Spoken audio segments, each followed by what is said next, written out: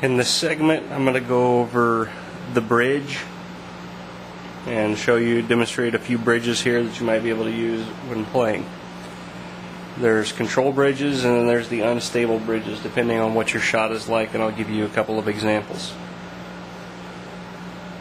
This would be considered a control bridge, where you can rest the cue depending on how you do it.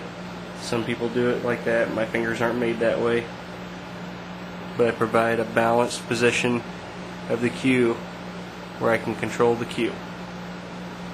My example, if I were to shoot this shot, having enough room with the rail, I can use the rail as my balance point.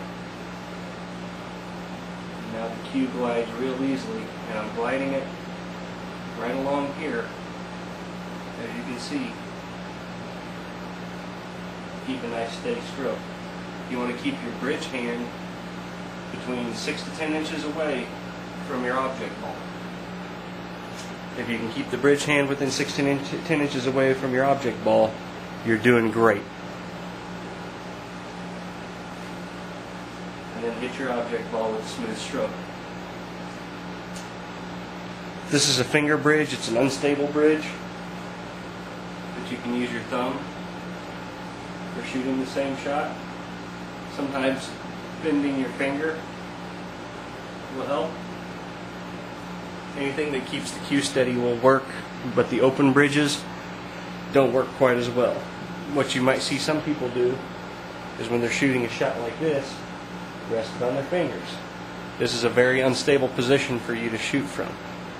It gives your cue a chance to slide, miscue, mishit.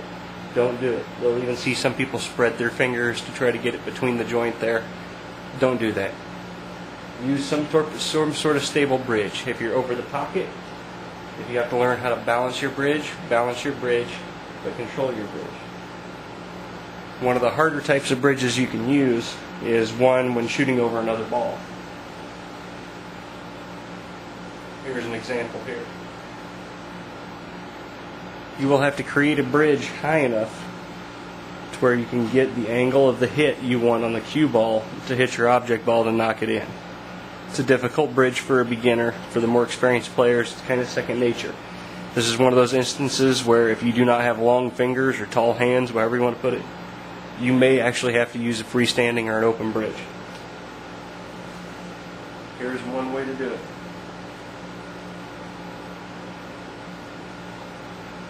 You'll rotate the bridge on your thumb, basically using the knuckle portion of your thumb and the tip of your thumb. You're creating a bridge point, and that bridge point is kind of hard to make. You'll see it rotate in. Those are the two pivot positions. It gives you a place to rest the bridge. It's a very difficult bridge whenever you're airing it up. This is one way to provide a control bridge.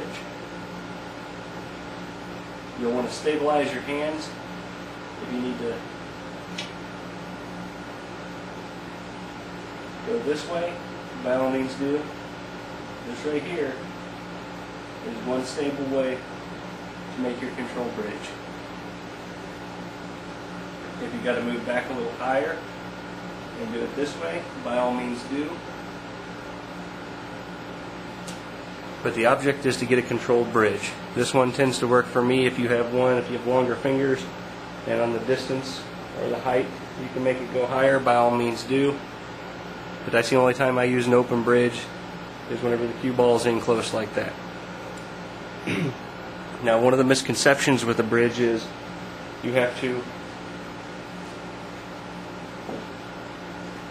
hit down on the ball. Whenever you're lining up for a shot, you don't hit down on the cue ball unless you're trying to jump it, or you don't have that much room between the rail and your object shot, or your cue ball to shoot from. What you'll want to do is stay steady and even, or basically you want to try to stay level with the ball you're looking at. So if the 10 is my object ball in this shot, I'm going to try to keep my cue stick as level as possible. And I don't want to hit below this area. Now you'll see the practice ball here. You don't want to hit below there. So if I do my bridge right, I'm within 6 to 12 inches, and I'm trying to keep the cue stick as level as possible. With keeping the cue stick level as possible, you can put draw on the ball. The misconception is that you've got to hit down on the cue ball itself, hitting it at this angle, in order to put backspin on it.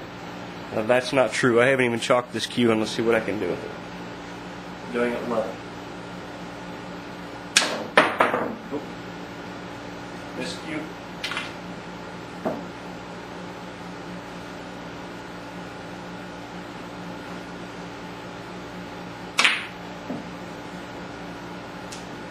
Now, as you can see, first shot, of course, miscued. Like I said, I didn't put chalk on the ball, or on the cue. Second shot, I kept the cue pretty much parallel with the table, with a slight bit of angle. I merely hit lower on the cue ball with keeping the cue level. I didn't go jack it up at some high angle. I tried to keep it level and hit it low. And I got the draw off the ball that I wanted. So, jacking your cue up is a misconception as to how to hit the ball or hit the cue ball. If you keep it level, you'll get a more steady sense of play.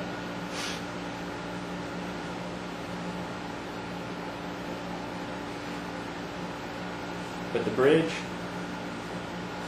6 to 10 inches away from your cue ball. Try to keep the cue level with the table or as parallel as possible. That's the first part, and that's the bridge section of this.